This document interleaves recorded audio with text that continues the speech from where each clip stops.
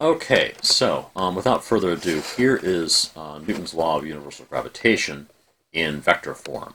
So what this says is that the force, if you have two bodies, say, here's body one and here's body two. Let me draw like that. There we go. Body two, and they're separated by this vector displacement, or this vector, this vector. What would you call this? A vector displacement. Yeah, this is a displacement. If they're separated by a vector displacement like this, or you know what I mean. R is a position vector leading from 1 to 2. Then the force that um, that mass 1 exerts on mass 2. So to be strictly formal, I should probably say this is the force. I'm making a little space here. Force that one black that 1 exerts on 2 equals negative, and then this r vector is your distance. So it's negative this constant g, and g is equal to 6.67 times 10 to the negative 11 newtons times meters squared per kilogram squared. Okay, so the force is equal to this constant g times the product of these two masses, so m1 and m2, divided by the magnitude, the square of the magnitude of this distance, or this displacement vector, and then the direction of it is negative r hat. So the force that 1 exerts on 2 then points in the opposite direction of r hat. So this is the force that 1 exerts on 2. And so that's why we have the negative and why we have the r hat, to show that it's going back in this direction. So g, like I said, like I think I said in the other video, g is not. It's not important that you memorize units for g. Just know that it's 6.67 times 10 to the minus 11, and then it has the right units to make it come out in newtons if you're using meters and kilograms. So just remember in SI units, which is newtons, meters, kilograms, seconds, all that stuff. 6.67 times 10 to the minus 11. And if you're in some situation where you absolutely have to write out the units, then just write down the equation here and then figure out what g has to be to make it come out. And that's literally what I just did when I was writing it down. I looked at this equation and said, it's got to be meters squared on top to cancel these meters, and it's got to be kilograms squared on the bottom. But literally, nobody ever actually memorizes these units. They just look at this equation to figure out what it has to be. And so, if you want the magnitude, then you just take out the negative and you take out the r hat, because r hat has magnitude of 1, and a negative sign has magnitude of 1. And then you're there with all scalars. So this, the magnitude is just g m1 m2 over r squared. But if you want it in vector form, you have to have the negative sign and you have to have the r hat. So it's basically this and this are what are important, are the important differences when you're doing it in a vector form. So if you want to do, if you want to do, say, two bodies, say, let's look at, let's look at the one body problem first, or the problem where you have like a body with a large mass in the middle of the system, and that's attracting a body with a small mass that's moving in a circular orbit around it. So this body here, we can say this is Earth, whatever. Little m is the mass of Earth, and big M is the mass of the Sun. And the Sun is way, way, way bigger than Earth. Actually, you really only ever write two greater than signs. I just got carried away. So, let's say the Earth's, I don't know. But tell you what, let's try to find out what the mass of the Sun has to be. This is kind of an interesting little exercise. So, the Earth is traveling with some speed around the Sun. We don't actually know what that is, and it's got to be accelerating. Right? It's got to have some centripetal acceleration. We're going to assume this is a circular orbit, and I happen to know, because I'm a physics teacher and also a nerd, that the radius of the Earth's orbit is roughly. Let's see. Let me draw it down here so I can. The radius of the Earth's orbit is roughly. Let's see. It's 93 million miles. So what was it? It's roughly 150 million kilometers times 10 to the 6th kilometers. Not kilograms, sorry. Kilometers, there we go. And so, and I think that ought to be all we need. In the period, of course, for the Earth's orbit, the period, let me just write period, which we'll call capital T, equals 1 year. So let's find out what this acceleration has to be, and some email from Mr. Rose. I will check that in a minute. Let's find out what this acceleration has to be, and then we can find out what the mass of the sun is. So from our vector equation for acceleration, centripetal acceleration, and actually it's kind of wrong of me to draw r right here. This really, we should say our r vector is like this, so it points to the Earth's current position. So that's our r vector. This is our a vector, and then our velocity is like that. Okay, so we know that the vector acceleration for centripetal motion is equal to, so remember the magnitude is v squared over r. This is our old familiar a equals v squared over r. But then to put it in vector form, we put the negative, I put an r hat on it. Okay, so now we've just got that it's going, it's going in this.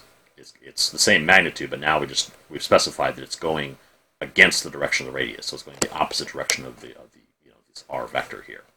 Okay, so that's easy enough.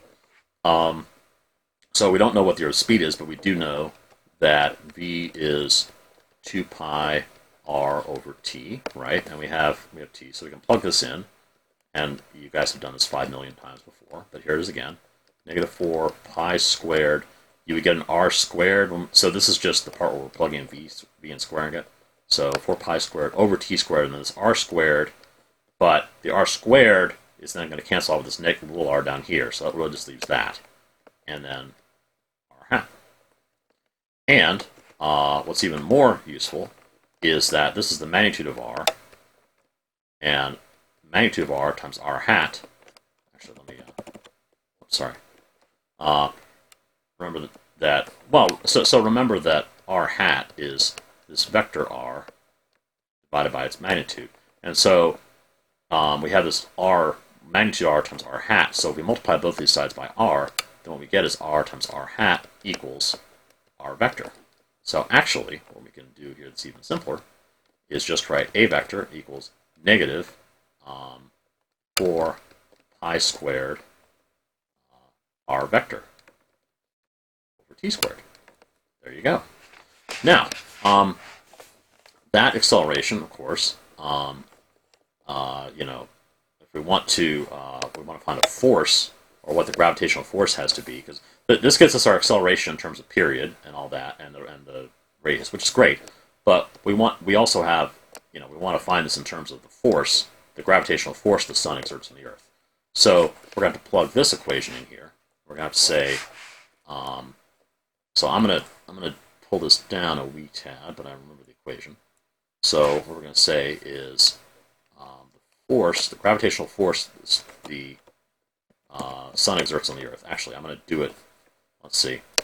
Yeah, gravitational force the sun exerts on the Earth is negative capital G times the mass of the sun, which is said as capital F, or capital M, sorry, times mass of the Earth divided by the square of that, of the radius of its orbit, times r hat. Okay, so this is our F vector. And that equals, remember that F equals ma, right? And that's a vector equation. So F equals ma. And so that's going to equal ma, okay? And mass of the Earth, because that's what's accelerating. It's a force on the Earth accelerating the Earth. So that's going to equal, and we just plug this in again, negative 4 pi squared r vector over t squared times m. I should include the m. Okay, so scrolling down a little bit further, and then let's see how much space do I have. There we go. Okay, so now what we can do next, now that we've got, what's important here is this term here and this here. This is just the intermediate step, right? So you can actually sort of ignore that and just look at this part and this part. Those are the two things that are equal. And so you can see we can cancel out the m right away. Okay, and what else do we have here? Well, we have this, let's see, we have this r hat over squared, and So what I want to do here is I'm going to replace this, I'm going to take this r hat, and use r hat is vector r over its magnitude, right? Okay. So what this really gets us to then is that we get to negative g. So this is this term coming down times big M over, and it's r squared, but then we're plugging in also for this r hat, we're plugging in r vector over r cubed. So I'm going to make it r cubed times the r vector, okay? So this is just taking this term, aside from canceling the m, this is just taking this term and plugging in, this term here and plugging in r vector over r to make this an r vector over r cubed instead of r hat over r squared, okay? And that's going to equal negative 4 pi squared times r vector here over t squared. And now we can also cancel these r vectors, right? Because this is the same; these are the same vectors, so we can cancel them out. And then we get a nice scalar equation. And what we're going to get, and we can also cancel the negative signs incidentally. So what we're going to get there is that, let's see, what does this give us? This basically gives us Kepler's law of periods and radii, which is gm. So I'm taking this gm here. I'm going to bring the 4 pi squared over underneath it to get all our sort of semi-constant stuff on one side. And then I'm going to bring the r cubed over this side. It was r cubed over t squared. So if I want to find the mass of the sun, then I just need to find this whole quantity and then divide stuff out. Because g is a constant, 4 and pi are both constants. So I'm just going to do that, and let's see. So the radius of the Earth's orbit, like I said, is... and so one nice thing about this power calculator is you can actually use variables. So it's 150... I said right up here, I said it was 150 million kilometers. Sorry. Didn't mean to hit that. 150 million kilometers. So it's 150,000 million kilometers, and then it's another...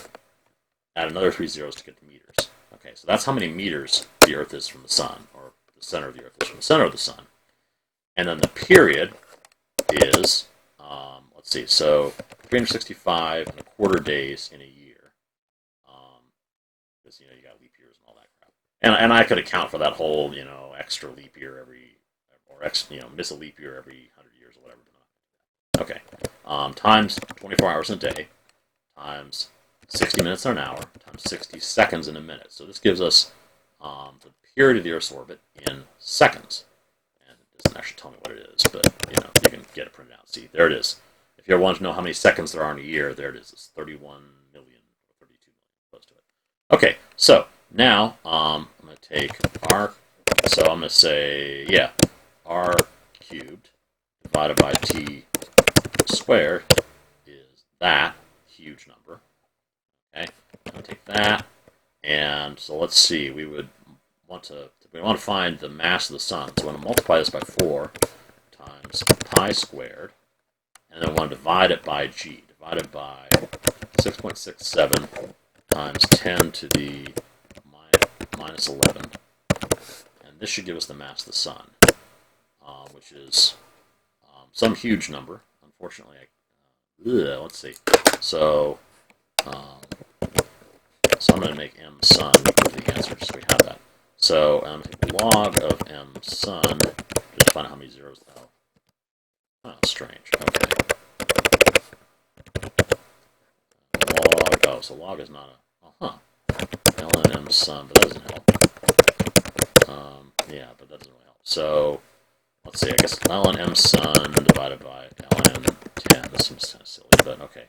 So it looks like our exponent's going to be about 30. So it looks like the sun mass is about 2 times 10 to the 30. At least that's what our calculation tells us, is that m sun is approximately 2 times 10 to the 30 kilograms. And just for yucks, do I have time? All right. I'm almost out of time, so I'm not going to look it up. But I think that's about right, and if it's not, then I will have to somehow post an apology or something. So anyway, there you go.